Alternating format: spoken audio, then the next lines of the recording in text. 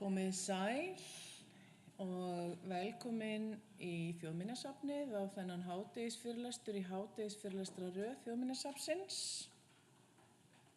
Ég heiti Anna Leif og ég starfa hér við safnið og ég ætla að kynna fyrirlesturinn í dag. Áður en ég kynni fyrirlestur dagsins þá ætla ég að segja ykkur hvað verður næsta dagskrá eftir viku. En þann 7. mars mun Anna Lísa Rúnarsdóttir vera með fyrirlestur sem hún nefnir Þjóðarhnoss, sögur af skúfólkum, brínum og snældusnúðum og sá fyrirlestur í tengslum við sýninguna Heimsins hnoss sem nú í Bogasal.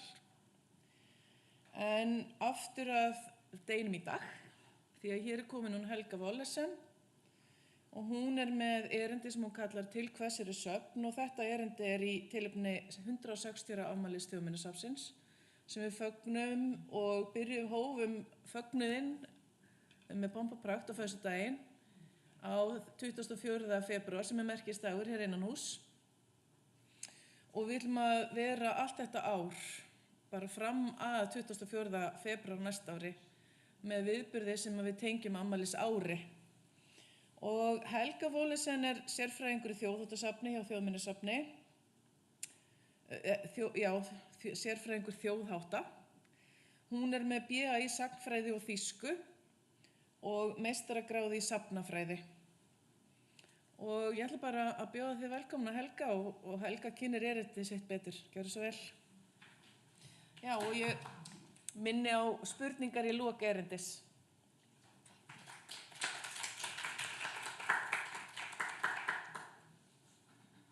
Já, takk fyrir Anna Leif. Og bara gaman að sjá ykkur öll og velkomin. Ég byrjaði að vinna á Þjóðminjasafni, skal ég segja ykkur, fyrir 15 árum, 24 ára gömul og með stjörnur í augunum yfir því að vera komin inn á þessa æðislegu stofnun. Það var svo frábært að fá mætinga. Og núna 15 árum síðar þá ég miðaldrætt eftir fertugt en finnst þetta samt jafn æðislegt að vakna á morgnana og fá að fara hingað. Þannig að fá aðeins svona að velta fyrir sér til hvers eru söfn, því að það eitthvað sem við gerum mikið hér innan hús og leifum okkur ekki að taka sem gefnu, að keyra bara áfram í sama farinu alltaf. En sko, þegar stórt spurt fátt svör, eins og sagt og í rauninni þá get ég haft þetta mjög stutt erindi, því að í safnalögum þá kemur fram að söfn eru stofnanir sem starfa í þágu almennings og ekki rekin í hagnaðarskyni. Þau skulu vera opin almenningi. Með söfnun, skráningu, varðveislu, rannsóknum, sýningum og annarri miðlun það hlutverk safna að tryggja menningar og náttúruarf Íslands, varpa ljósi á menningar, náttúru og listasögu landsins, styrkja safnkost og heimildasöfnun innan síns sérsviðs og gera safnkost sín og heimildasöfn aðgengileg almenningi og fræðimönnum.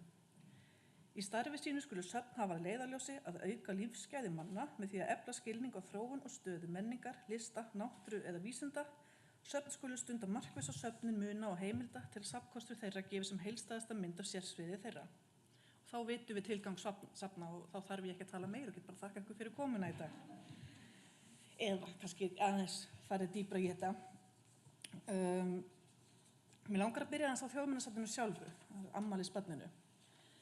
En það var þannig að þegar sjálfstæðisbarátta Íslendinga hófst, árið sem einveldi konungs var afnumið í Danmörku 1848, þá var lítill stuðningur við það í Danmörku að Ísland fengi aukið sjálfstæði.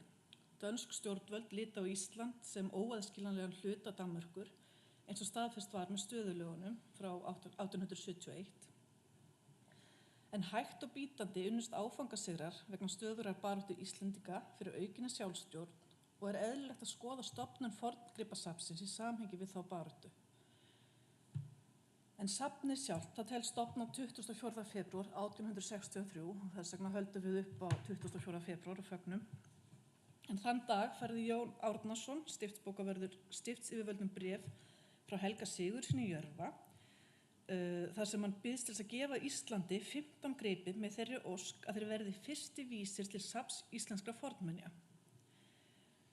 Þórður Jónasson stiftsamtmaður og Helgi Thoroddsen biskup þáðu gjöfina samdægurs skriflega og fólu Jóni Árnasyni umsjón safnsins og hálfu ári seinna þá fékk hann annan mætan mann, Sigurð málara, til starfa með sér.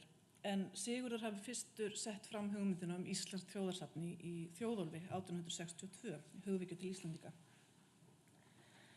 Mér finnst samt alltaf svolítið áhugavert að því að þetta er þessi stofngjöf sem að mótar byrjunina á Þjóðminjasafninu og býr okkur til að þeir gripir eru ekki eins og maður mætti halda númer 1 til 15 í safnskrá safnsins, heldur eru þeir númer 19 til 36.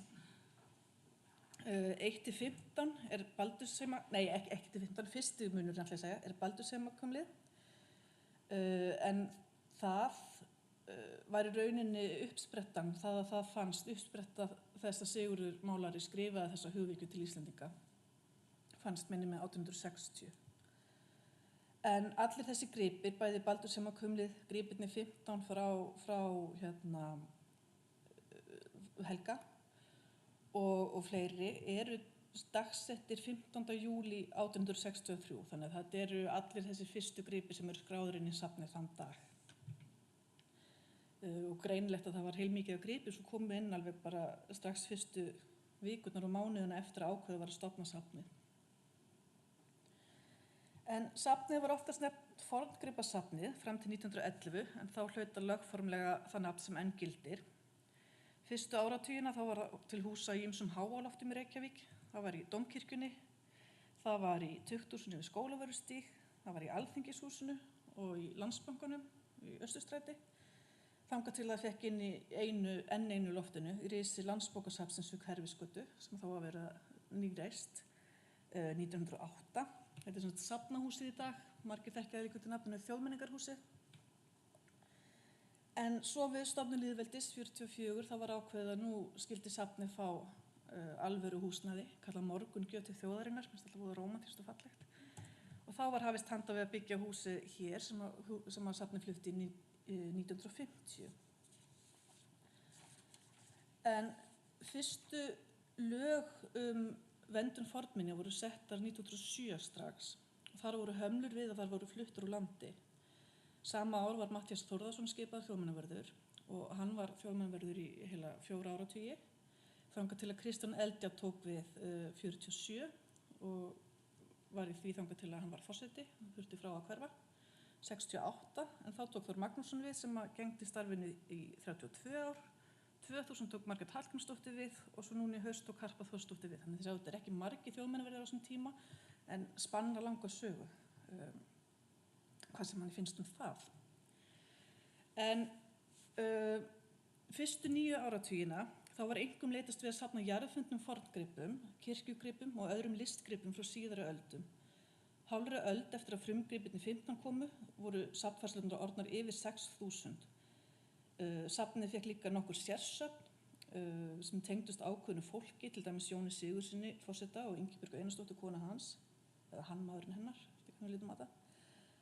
Tryggva Gunnarsinni, bankastjóra, Jóni Vídalín konsúl og Helgu, konu hans, Þóru og Þorvaldur Thoroddsen, Viljard Fiski og svo Andrés Jónsson, hárskera og forngripasafnara í Ásbúð sem sérsafnið hans uppáhaldssafn margra því þar eru gripir sem annars hefði ekki verið varðveittir, sjáum mikið af því hérna uppi á umbúðasýningunni til dæmis þar sem er hægt að skoða umbúðir á alls konar matvælum.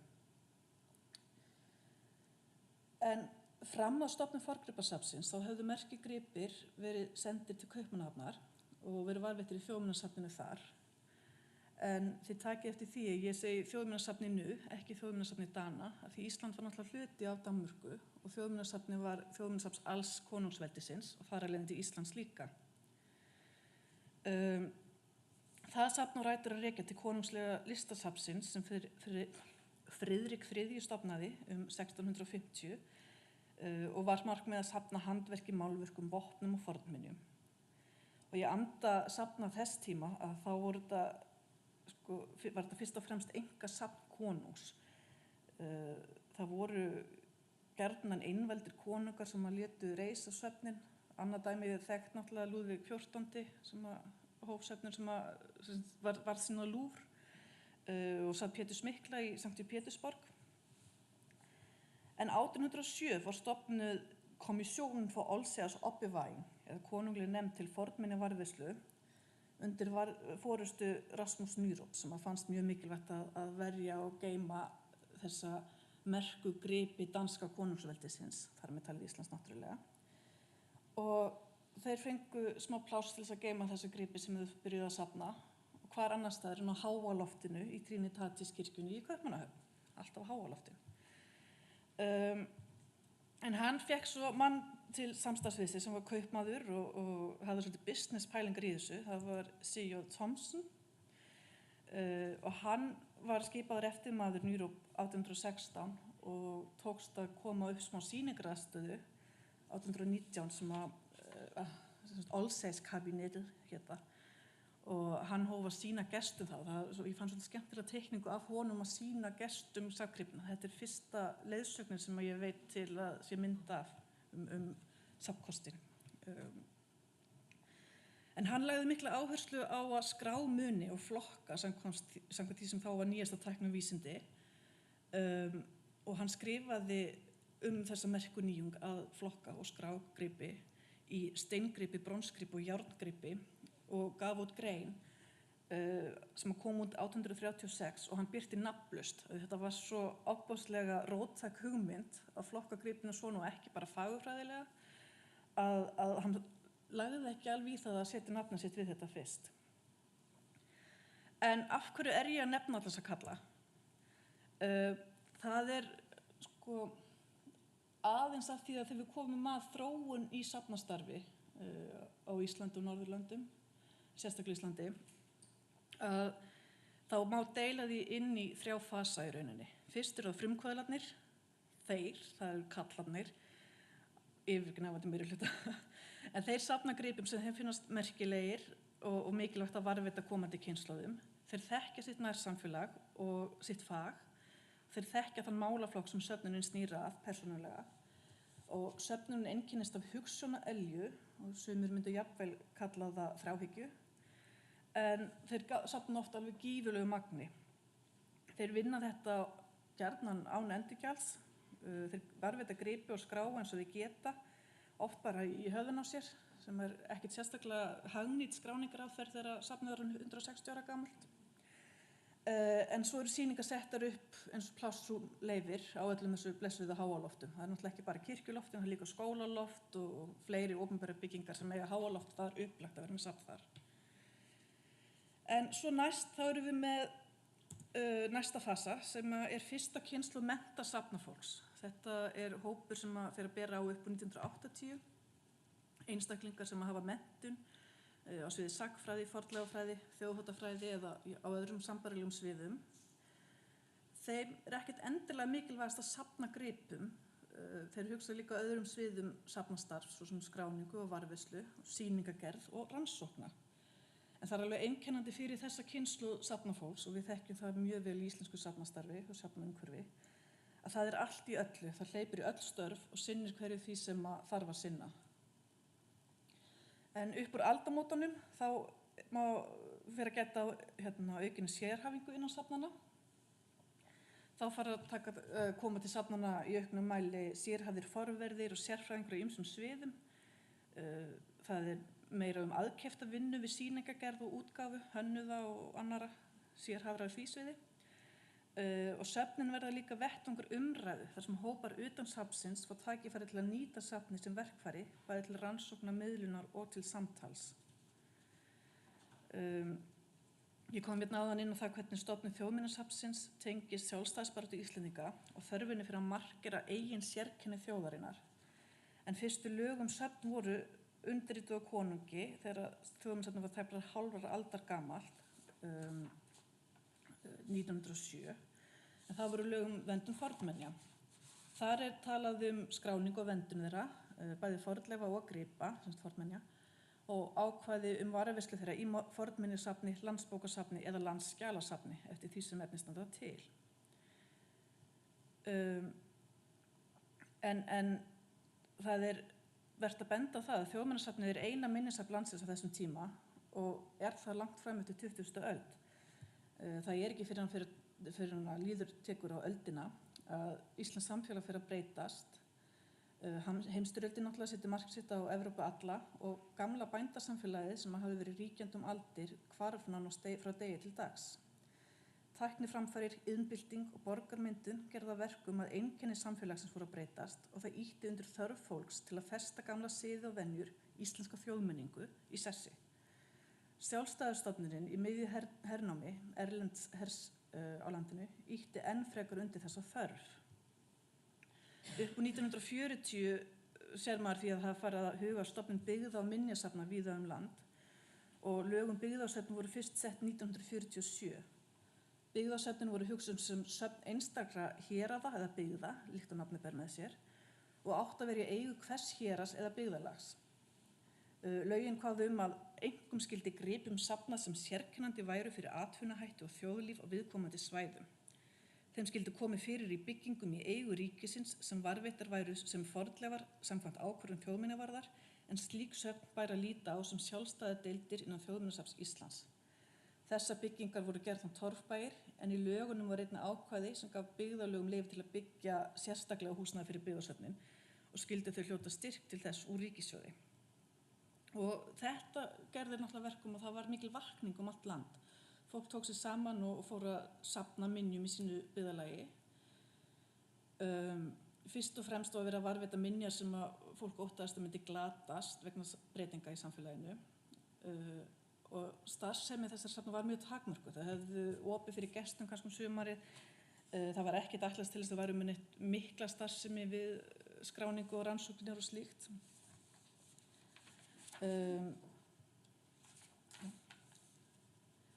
En svo það 69 sem hinn fyrstu eiginlega þjóðminjalög eru sett og þá lög starfsemi Þjóðminjasafns Íslands líka og byggðasafna. Þá fjallað hverju skuli safna, skráningu, verndun eins og í fyrir lögum og skyldur safna til þess að varðveita þær minjar og þá gripi sem þeim falið. Á árunum frá 50 til 1990 voru fjölmörg byggðasöfn stofnuð og starfrækt og hvert þeirra sýndi með sínum hætti sögu og menningu síns byggðarlags, en upp á 1990 fór að gæta töluverðra gagnrýni á starfsemi slíkra safna og fór að bera þeirri skoðun á söfnin í landinu væru stöðnuð í starfsemi sinni, sinntu ekki þeim menningarlega fjölbreytileika sem var til staðar, allavega ekki nægilega vel og þau kæmu ekki nægilega vel til móts við stækkandi hóp ferðamanna sem sóttu landið heim. Það hefur náttúrulega verið sýnt fram á það að gestir túlka sýningar út frá sínum eigin veruleika fyrir tileinka sér þekkingu með því að byggja ofan á það þekkingu sem þegar fyrir hendi. Og starfsfólk safna gefur svo oft að fólk veit annað og meira heldur en það kannski veit. Og mér mjög minnist að ég las einhvern tímann TripAdvisor, besta heimildin fyrir upplýsingar safnastarf í landinu. Þar var japanskur túristi sem hafði komið hérna í safnið og skoðið grunnsýninguna og hann kvartaði við því að hún gerði ráð fyrir að hann vissi svo mikið. Og hann spurði hreint út, hvað þessi siðaskipti, reformation, hvað það? Því það eitthvað sem við gerum ráð fyrir að fólk veit, sem dæmi. Maður getur kannski fundið upplýsingar einhvers staðar að rannsaka texta. En þá erum við aftur komin þess til hvers eru söfn, hvað eru söfn og hvað þjóðarsafn sérstaklega. Smá svona bombs til þess að vekja ykkur aftur. En Þjóðminjasafnið, hugtakið þjóð hefur skipað mikilvægan sess í sjálfsmynd nútíma mannsins. Það eins og safnið sjálft, upprunnið á 19. öld. Og okkur finnst oft og þjóðarhugtakið hljóta að vera mikið eldra, en þetta samt ekki nema frá miðri 19. öld eitthvað svoleiðis. Og samt allur heimurinn skipt eftir þessu í dag.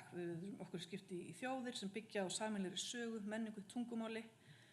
En ef maður rýnir aðeins betur í þetta, þá sjáum við að flest lönd eru byggð einstaklingum sem eru með miklu fjölbreyttari og mismunandi bakgrunn og menningu. En þjóðarhugmyndin, hún byggir á félagslegum og sögulegum sögnum sem ýta undir einingu þjóðarinnar. Og söfn eru meðal sterkustu birtingarmynda þess sem notað til að sýna fram á þessa einingu.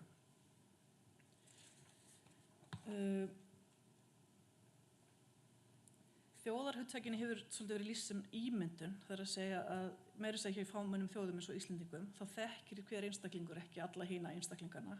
Við þekkjum hans brot þess fjölda sem skipar þjóðina með okkur. Flestu höfum við aldrei þekkt eða hitt persónulega eða jafnvel heyrt af, en samt þá finnst okkur við tilheyra sama hópi, þessari þjóð. Og eina leiðin fyrir einstaklingin til að samsama sig öðrum á sama þjóðerni að byggja þessa heild á menningarlegum grundvelli, því félagsleg tengsl eru sem sagt ekki nóg til að tengja fólk saman.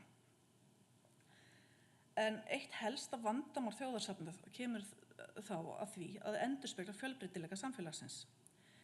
Það oft reynt og söfnin hafa til dæmis oft sett upp sérsýningar þar sem að minnihlutahópar fá að sína menningu, svona jaðarmenningu. Og hérna er með 2 dæmi úr Bógasalnum á undanförnum árum. Hvað svona merkilegt við það, jaðarmenning kvenna á Íslandi frá 1915 til 2015. Og svo það Íslandi í heiminum og heimurinn í Íslandi sem að fjallaði nýbúa á Íslandi og Íslendingar sem að flytja til útlanda og búa erlendis. Þessar 2 sýningar eru alveg svona dæmigerðar fyrir það að þessum jaðarhópum ekki hleypt inn í aðalsöguna. Þeir eru hafðir til hliðar, þeir eru með, en þeir eru samt ekki partur af því sem að gerir þjóð. Þið munið þjóðverðu til, ég meina þetta ekkert lítið heiti á þessari sýningu sem við erum með hérna uppi. Önnur leið sem hefur verið reynd náttúrulega að færa fjölbreytileikann inn á sýninguna, inn á til dæmis grunnsýninguna hérna uppi. Og gott dæmi það 2011 þegar Hólfið hans Jóns Sigurðssonar var tekið í gegn og það var þvílík nýjung, algjör breyting að loksins var Ingibjörg Einarsdóttir nefnd. Þið sjáu hvað hún fekk mikið og flottan part af hans sögu. Hún fær ekki einu svona vera ein á mynd, hann með henni. Giftingarhingarnir liggja saman, hans ofan á hennar. Já, allavega. Og aðrir hópar, við erum alltaf að reyna að koma þessum sérhópum fyrir, leyfa rödd þeirra að heyrast. Regnbogaþráðurinn nýrra dæmi frá 2018 þar sem að Þjóðminjasafnið vann í samstarfi við Samtökin 78 að segja sögu hinsegin samfélagi eða hinsegin fólks í gegnum söguna. Þetta hljóðleðsögn og svona bæklingur sem hægt að taka með sér og leiði í gegnum söguna. En það sem mér persónulega finnst vera mesta snilldin við Þjóðverðu til sýningun hérna uppi hversu marga leiðir hægt að fara með hana, hversu marga vinklar hægt að taka á hana og ég held að sé svolítið okkar sem sérfræðingar safnsins að draga þá fram og hafa þá sýnilega og aðgengilega fyrir gesti safnsins til að koma.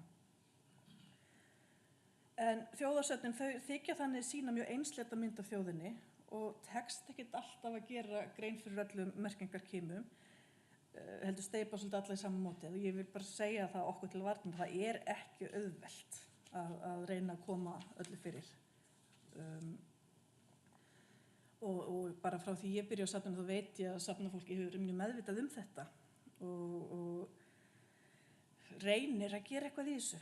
En vandamálið líka pínulítið það að framsetning gripanna, hún öll í samhengi við það sem hún byggir á því samhengi sem henni gefið í textunum. Gripirnir hafa enga merkingu sjálfu sér, en framsetning þeirra gefið ákveðna merkingu og tengir á við verðmætamat og viðhorf.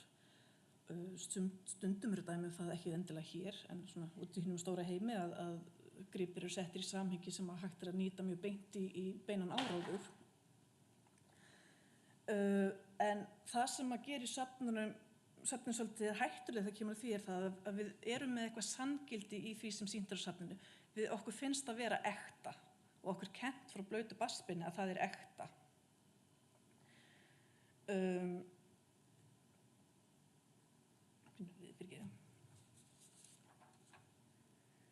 En það skiptir máli hver segir söguna og hvernig hún sögð. Og við vorum hérna með alla kallana sem sögðu söguna með 19. öldina. Svo erum við með safnaheiminn í dag sem miðaldra háskólamenntaðir Íslendingar. Það bara svolítið staðreyndin, skjannahvít. Og það náttúrulega, sýnin í safninu mun alltaf mótast af þessu. Við þurfum að vera ofboðslega meðvituð það sem við gerum, hvernig við gerum það og hvers vegna.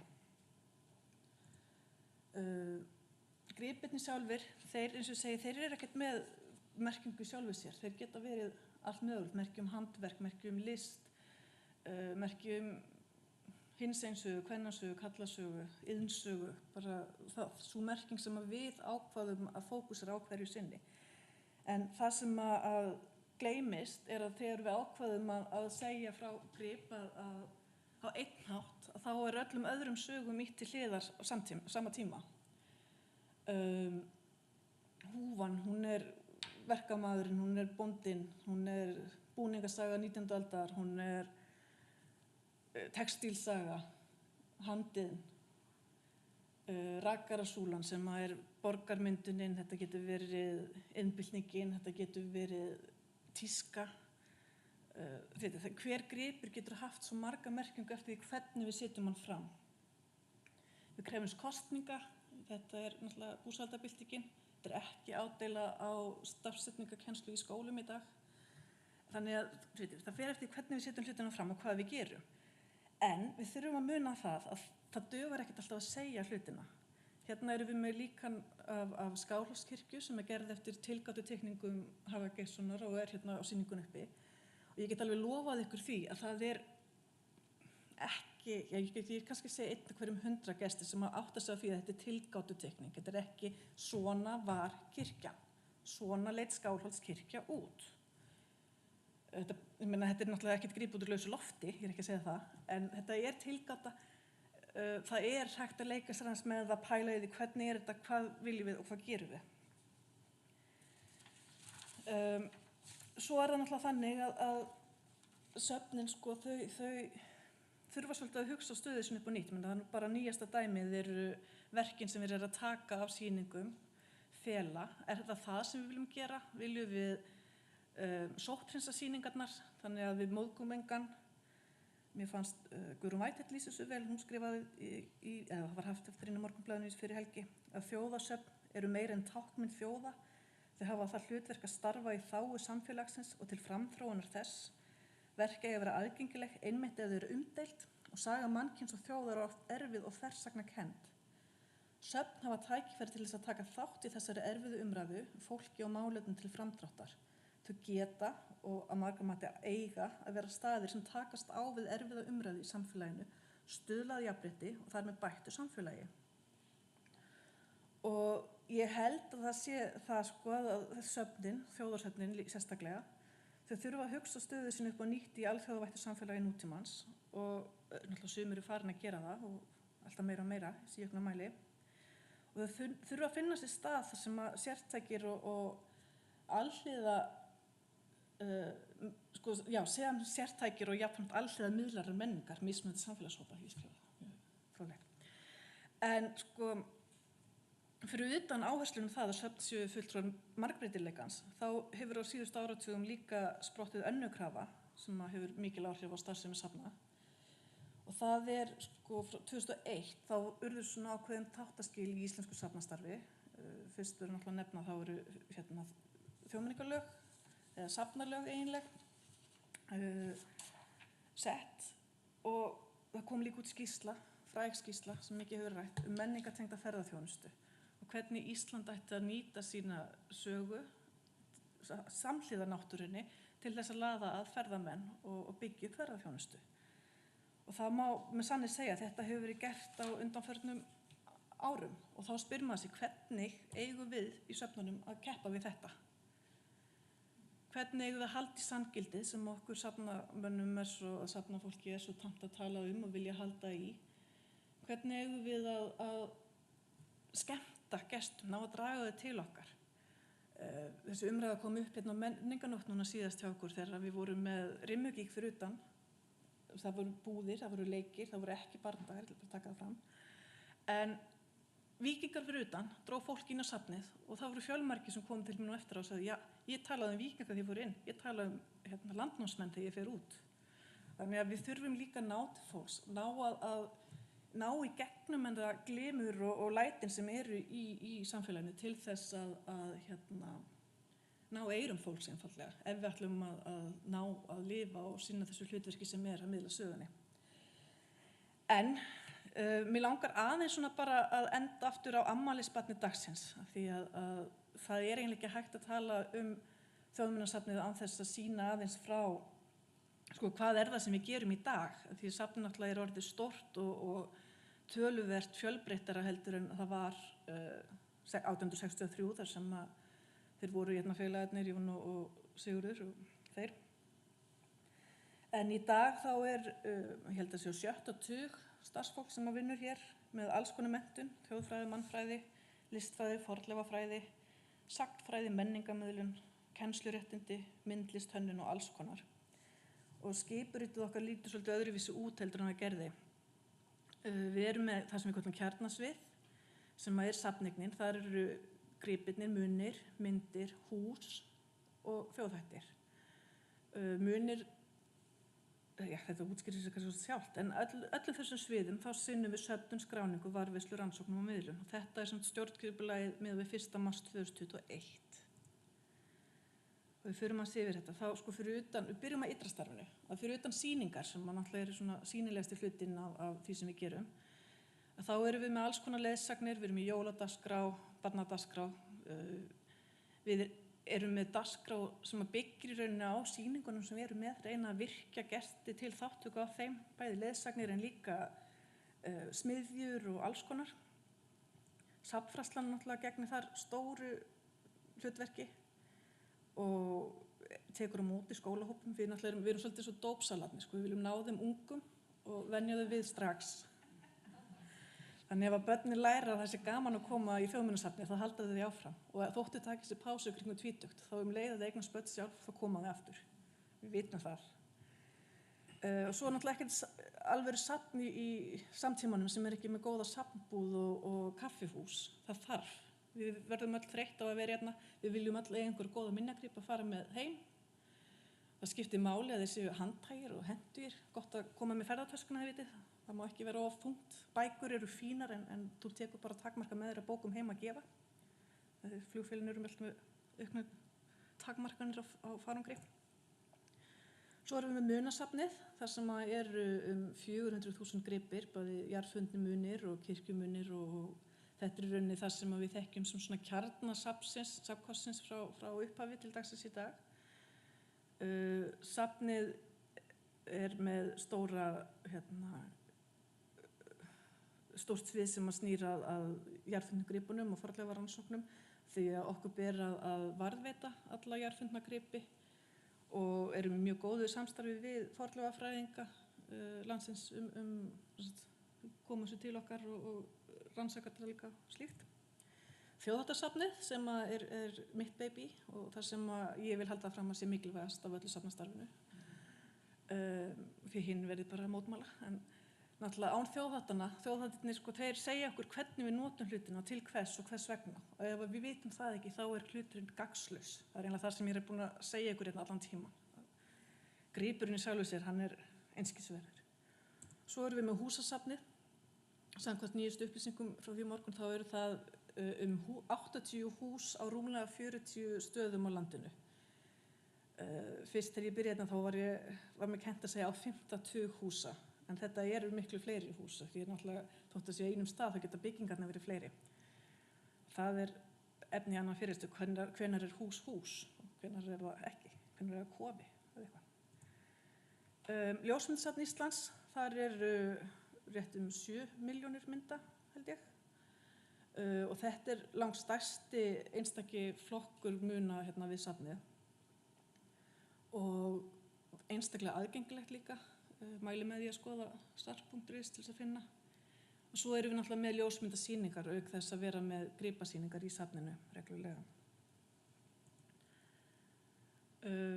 En mér langar svona alveg í lokin til þess að létta aðeins á okkur áður en við hættum að sýna nokkra myndir úr starfinu. Því að við erum náttúrulega með þetta klassíska safnastarf sem við sinnum. Það alls konar umsýsla og dútl í kringum safngripina.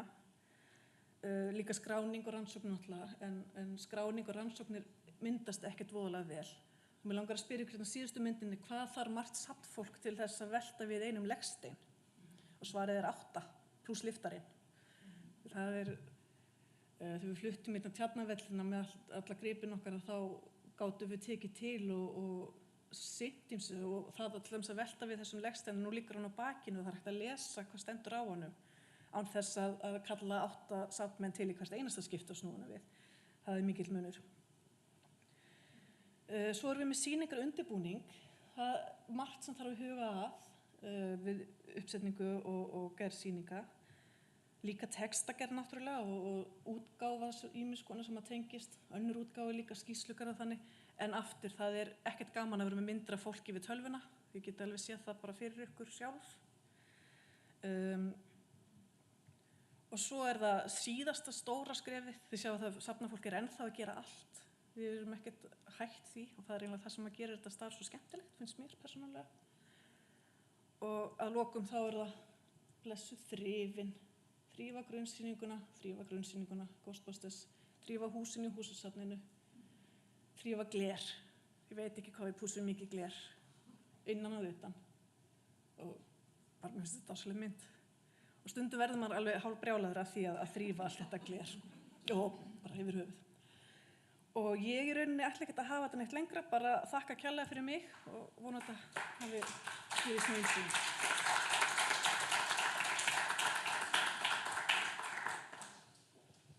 Kærar þakkir, Helga. Heyrðu, af því að við erum í streymi að þá ætla ég að biðja ykkur að rétta upp hönd ef að einhverjar spurningar eða athugasemdir hafa vaknað og ég kem með hljóðnemann til ykkar. Það er ekki alltaf rosa skýrt.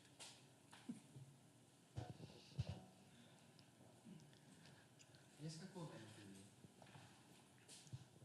Ég var að velta fyrir mér að þú nefndir það að það eru sigurverðarnir sem skrifa söguna og það er skortur á sögu kvenna meðal annars á hverjum sýningunni. Þá velti ég bara fyrir mér, hefur bara verið skrifað nóg fyrir það að við komum þessari mikilvæga sögu á framfæri, sögu kvenna? Þetta er náttúrulega eitthvað sem bara hefur verið rannsakað mikið meira núna heldur en áður og er stöðugt. Ég held að Arndís getur kannski svarað þessu betur en ég hvernig staðan er í dag. Ég veit það meira núna en var fyrir 20 árum. En það er, eitt er að rannsaka og finna út, svo er næsta skref að koma því inn á sýninguna. Svo þetta tekur tíma, þetta svolítið mörg skref, margir þröskuldar sem þarf að fara yfir.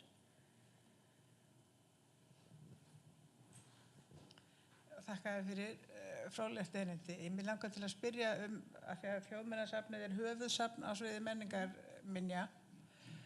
Hvert er þá í raun og veru samband eða tengslin við önnur menningarminjasöfn á landinu?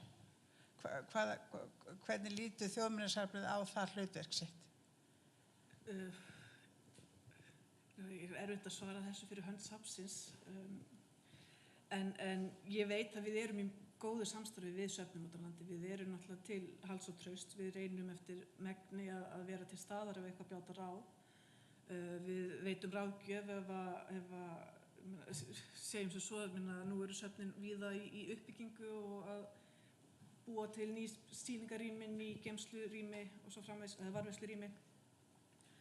Og alls staðar er Þjóðminjasafnið með til þess að gefa ráðgjöf og koma með uppástungur í tengslum við það sem er að gera. Og sjá kannski aðeins lengra fram í tíma, bara byggja þeirri reynslu sem er hér innanhús sem er ekkit endilega í öllum söfnum þar sem eru 1 eða 2 starfsmenn og vinna öll störfin sem þarf að sinna. Þú með hljóðnema. Ég fæ kannski spurninguna fyrst og svo máttu svara þessu. Já, góðan daginn, ég heiti Kirsten og takk fyrir mjög skemmtilega fyrirlestra. Ég er sjálf leiðsögumaður og hef líka verið leiðsögumaður, safnleiðsögumaður á Skógum og undir Eyjafjöllum. Og það er einmitt þetta að koma fólk í söfnin og til að tengja við hlutirnar, þá er einmitt svo mikilvægt að hlutina hafa sögu. Já. Það er ekkert bara nóg að sjá hlutin, það er svo skemmtilega að hafa sögu og svona hugmyndin sem vaknaði hjá mér á meðan hún varst með fyrirlestra, það er í rauninni svona þessi vinna ykkar á bakvið þetta. Eins og þú segir, það er kannski áhugavert að sjá leggstein, en það væri kannski miklu áhugaverð að sjá einmitt, já, hvernig var hann fundinn, hvernig kom hann hingað og það voru 8 manns sem sáu í kringum þetta. Ég held það tengi líka svolítið fólk við söfnin og einmitt þessi viðburðir sem hafa verið að að maður meiri þáttaka í safninu. Af því ég upplifi þetta stundu þegar ég að segja fólki, þá kannski man ég eftir því að ég leik við suma hluti sem barn. Og þá finnst mér ég sjálf orðin svona pínu minjagripi. Og þá kemur tengsl líka hjá fólkinu sem segir, já, einmitt, þetta var heima hjá ömmu og svoleiðis, ég held þarna nær maður svolítið tengsl. Ég alveg sammála því. Ég held einmitt að það sem skiptir svo miklu máli í þessu að ná þessari sammanneskjulegri upplifun sem við höfum öll. Bæði við hér, fólk að öðrum heimsálfum, fólk á öðrum tímum, það eru ákveðnir hlutir sem að breytast ekkert mikið. Það ekkert sem ganga aftur og aftur. Svo ein hugmynd sem ég finnst safn hefur mjög vel sinnt, það sjómannasafn í Hamborg og það fólk sem getur komið og smíða svona litli bátar. Og það kemur fólki og þá sér maður fólk vinnandi inn í safnið. Mér finnst það alveg mjög áhugavert, svona sem hugmynd fyrir þjóðminjasafnið. Takk fyrir mig. Það einmitt þessi lifandi söfn, það það sem við höfum og græðum svolítið þá, og á safni þá ert ekki bara með upplifun á skjá eða í gegnum hljóðbók eða eitthvað. Þú getur reynt á all skilningarvitin, þú getur fundið lykt, þú getur fundið bragð, þú getur komið við. Og það náttúrulega eitthvað sem við erum mjög meðvituð og safnfræðslan einmitt nýtir mikið í sínu, af því eins og ég segi, við viljum ná til krakkan og að þeim finnist gaman að koma hingað.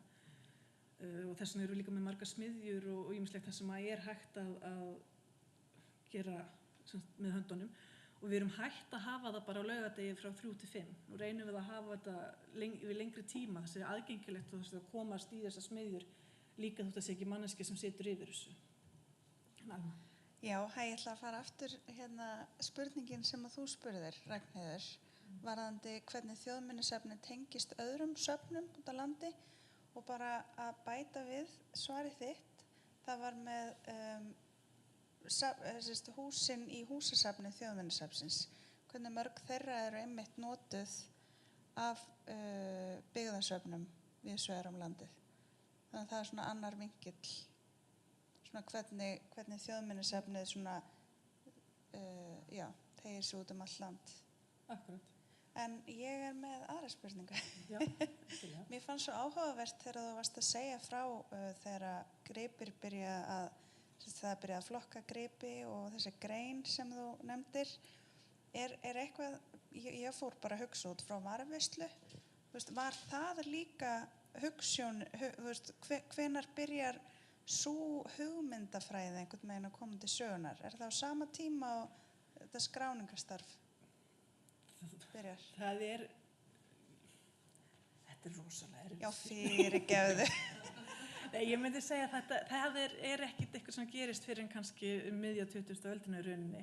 Af því auðvitað átta fólk sem mjög snemma á því að það mismunandi hvernig við varðveitum hluti.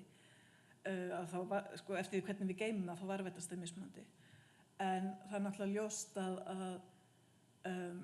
eftir því sem bara þekkingu á efnafræði og eðlisfræði og öðrum fræðigreinum eykst, að þá hefur það náttúrulega bein áhrif inn í faglegt starf safna. Mér fannst svo áhugavert sjálfri bara að uppgöta það 1904 sem að það er fyrst talað að það sé hægt að friðlýsa hús, eða friða hús. 1907. Já, og svo það fyrst gert árið 1907. Mér fannst bara ótrúlega merkilegt árið 1907 séu við byrjuð að hugsa það. Það það. Það eru þessar hugmyndir sem að koma með rómantíkinurinn á 19. öld að okkar saga merk. Það ekki bara það sem í antíkinni, það ekki bara grísk og rómversk menning. Þetta líka myrku miðaldirnar sem kannski voru ekkert svo myrkar. Takk, ég veit ekki hvort ná að taka aftur orðið, en það einmitt, þegar þú nefndir þetta með að nota hús úr safni þjóðminjasafnsins sem safnhús fyrir byggðasöfn, það gerist einmitt með lögunum 1947. Já. Það sett inn í lög þá. En ég ætlaði eiginlega í sambandi við forystu hlutverk þjóðminjasafnsins sem ég fannst aðeins vanta í svari. Það þetta, nú erum við búin að hafa á síðustu 10-15 árum við erum búin að hafa svo mikið á náttúruhamförum. Seyðisfjörður, jarðskjálftarnir á Suðurlandi og víða. Er það ekki svo að Þjóðminjasafnið hefur haft þar, sko þar hafa safnamenn mætt bara í stórum stíl til þess að aðstoða við hreinsun og björgun. Er það ekki þar, hefur ekki Þjóðminjasafnið haft mjög sterkt forystuhlutverk þar? Jú, og ég ætla að biðja Ágúst að svara þessu. Ég ætla ekki að tala fyrir hana. Jú, það er einmitt hlutverk Þjóðminjasafnsins að bregðast við á slíkum stundum og þegar kalli kemur og jáfnvel á þess að nokkur hafi samband að þá mætir Þjóðminjasafnið á staðinn með sitt fólk og yfirleitt er þetta þá gert í mjög nánu samstarfi bæði við yfirvöld heima í héraði og sömuleiðis við menntamálaráðuneytið og fjármálaráðuneytið og bara eins og nýjasta dæmi sem er í raun og veru kannski nýjasta dæmi nú á Siglufirði en þar til dæmis tóku heimamenn bara mjög fast utan um þetta og fengu fólk úr héraði til að koma og aðstoða sig og það fóru ekki sérfræðingar hérna til Siglufjarðar þegar flóðin voru þar. En á Seyðisfirði að þá var Þjóðminjasafnið með nærveru í raun og veru í 1,5 ár eftir að hamfarirnar gengu yfir og hérna það var svona mjög opið og náið samstarf hérna frágang hluta þar og síðan heldur í raun og veru samtalið áfram þó svo að verkefninu hafi formulega lokið í kannski maí í fyrra. En jú, þetta er klárlega eitt af þeim mjög svona, já, eitt af mikilvægustu hlutverkum safnsins gagnvart söfnum út á landi að þau eiga hauk í horni þar sem Þjóðminjasafnið er þegar einhver vá steðjar að.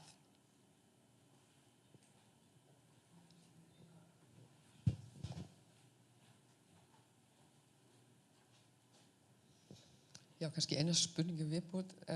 Mér fannst mjög áhugavert eins og til dæmis, já, það er alltaf spurningin, hvað viljum við sýna? Já.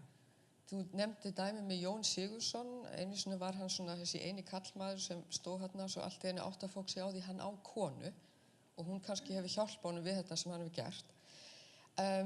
Hvernig eru þið með nefnd eða hver ákveð, hvað er tilgang við að sýna og ætlum við að sýna þetta beint eða er þetta svona líka óbeint sýnt? Því kannski eins og með Jón Sigurðsson þá eru við kannski ekki að segja að hann átti konu og hún á þátt í þessu að það er bara mynd af henni svo fólk átta sig á því að ok, hann var eiginmaður og hann hafði kannski góða bakstuðningu. Þetta er náttúrulega samtal sem á sér stöðugt stað bæði innan hús og við aðra aðila út í samfélaginu. Þetta er partur af því að vera current, svo ég tala í góða íslensku, að fylgja því sem það er. Eins og ég segi, við erum, og við vitum að við erum einsleitur hópur hérna innan hús, þótt við séum fjölbreyttari núna en við vorum kannski fyrir 100 árum. En við vitum það líka að samfélagið er kannski flóknara núna en það var fyrir 100 árum. Þannig að það er eðlilegt að endurspegla það. Við erum með sýningarnefnd sem ákveður hvaða sérsýningar koma hérna inn og eru. Við erum náttúrulega með sérsýningarstjóra sem heldur utanum, eða verkefnastjóra sérsýningar sem heldur, eða sýningar yfir höfuð sem heldur utanum þessi verkefni sem sýningar eru. Þetta er heljarinnar pródúksjón alltaf. Og svo erum við með sérfræðihópa sem koma að hverri sýningu fyrir sig og náttúrulega stöðugt að grunnsýningunni, endurskrifa texta, huga að umbótum og breytingum, ekki bara þessi innihaldslega séð, heldur líka praktíski hlutir eins og lýsing og rakastýring og hvað veit ég.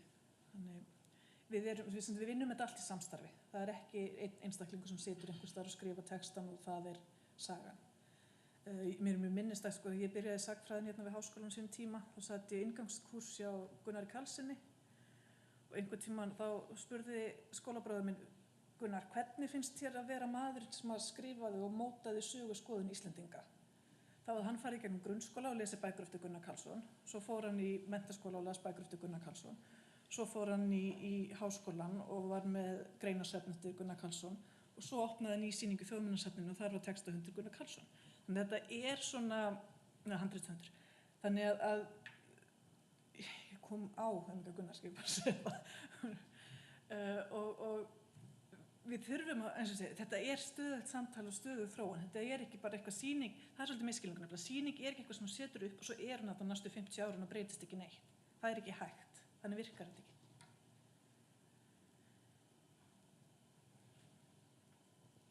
Mér langar að bæta aðeins við það því að nú er ég einn af þeim sem nota sýninguna töluvert sem safnkennari og kom mér í mynd með þér.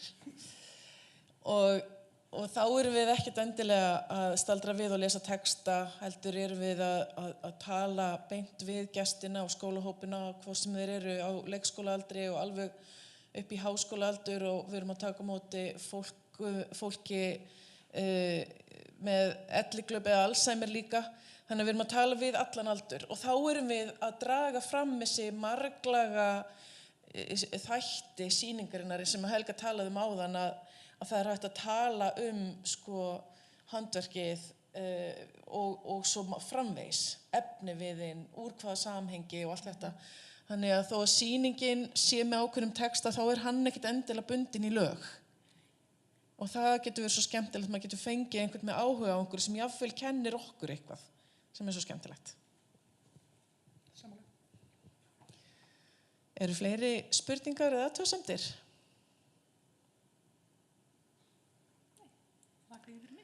Kæra þakkir Helga fyrir greinagóða og skemmtilega yfirferð.